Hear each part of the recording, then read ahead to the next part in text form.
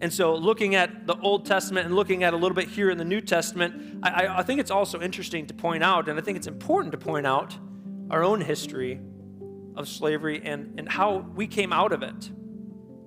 Because often you're going to see that when there's injustice done, which we would agree this is a bad stain on American history, a huge injustice was done, that they're often church or Christ-led efforts.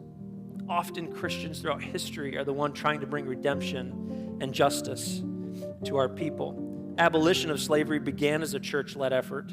They combined preaching, petitions, and political action to lead the charge. Christians believe that, especially back then and hopefully now, that their number one duty is to share the gospel of who Jesus is with everyone. And then next was to help shape the society to God's justice.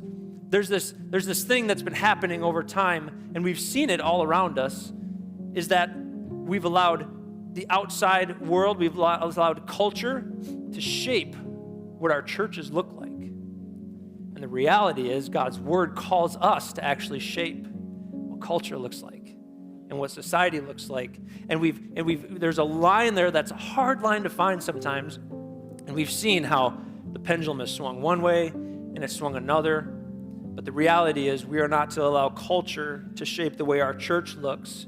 We're to have God's word and our grace and our mercy lead out into the world to help shape the world towards Jesus.